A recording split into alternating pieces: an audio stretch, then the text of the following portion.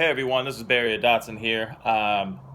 Just got back from the dyno last night with that 510. But I get a lot of questions about the build and everything that's going on, so I'm going to explain a little bit to you about how I got it, what I've done, where it's at, etc. Just sitting here in the garage right now. So, first, that's the LS3 that's going in the Z. So, I got this car about a year and a half ago, and it looked a little bit different. So, what we've got, 1972 Datsun 510. I'm going to start with the easy stuff. These are Rota RKRs, 15x9 negative 15 with a Bridgestone G-Force Rival S 200 tread wear, 245 40 15.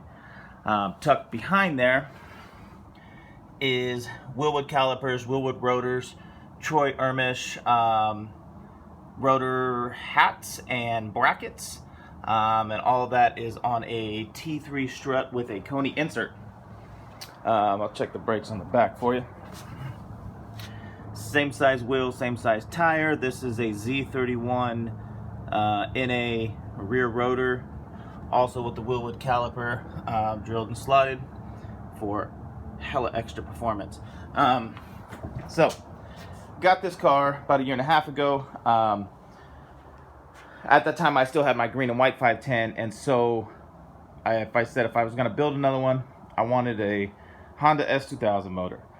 Well, this one came up from a buddy of mine, and I said, you know what, he did a lot of the stuff that I wanted to do, so I said, you know what, this is a great time to do it. So, the goal with this car is really autocross, track car, canyon carver, really just have as much fun as possible. I like it because it's fiberglass front fenders with a bubble flare, flares in the rear, and I really just wanted to have fun with it. So let's see what we got going on here.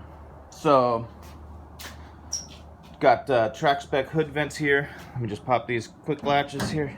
Whoops, hold on. There we go. I've actually got the hood on struts there. So this is a 2005 Honda S2000 AP1 f20c.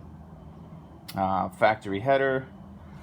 You can obviously tell it's been hydro dipped by West Coast Hydrographics out in Pinole. This is a titanium coil pack cover done by D-Nickel. Let's see.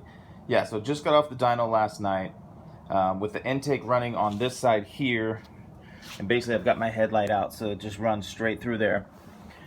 We were able to add 10% more fuel, which being able to do that gives me more power, so I was able to put down 193 horsepower to the wheel and 135 torque. The intake used to run over on this side, and I was trying to get it away from the header, get it away from the heat side. This is actually, Pete Brock signed this at Monterey Car Week out there at Laguna. Let's see, what else is something special about this? So you can see the Coneys here. This car originally was built in LA by, I forget the guy's name, I've actually talked to him. And he had an F22 in here and used to race it. So it's got some interesting things going on. You can see how the motor mounts were done and how the cross member had to be dropped because the F20 is a tall motor, so you'll be able to kind of get an idea for that. I just recently put this Moroso expansion tank on, so I can, whatever reason this radiator doesn't have a cap, not so fun. Yeah, motor is pretty much bone stock. When I first got it, I went to put it on the dyno and found out we had a cracked valve. So head got rebuilt, everything got freshened up top, head gasket, etc. Everything up top has been redone.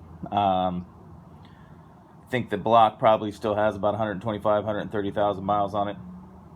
So far, so good. So, runs like a champ. Alright, let's go ahead and shut that there. So you might notice, obviously, the wrap. My buddy Bo at Classified Wraps had him come over. So the side is actually wrapped as well, the white, is a Ghost Pearl from 3M.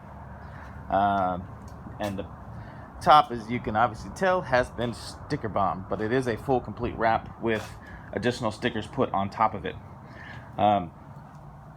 Yeah, I just went for something funny, something crazy, something loud, something, some people call it fuckboy status. I just think it's funny, so I really just don't give a shit.